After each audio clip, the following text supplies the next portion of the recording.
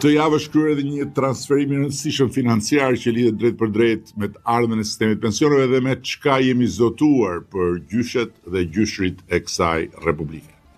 Sikundër e kishim paremëruar, fondet e kursyera buxhetore të vitit 2025 do të depozitoheshin në fondin e veçantë të pensioneve pranë Bankës së Shqipërisë.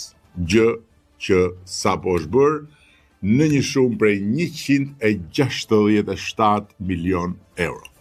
Transferimi i këtyre 167 milion euro në këtë fond e rrit kapacitetin e sistemit për të përballuar qoftë ato që janë zotime të marra gërm për gërm dhe shifër për shifër, muaj për muaj e vit për vit ndaj pensionistëve, por edhe detyrimet afatgjata, duke garantuar kështu rritjen e premtuar të pagave mujore për pensionistët si dhe qëndrueshmërinë e sistemit.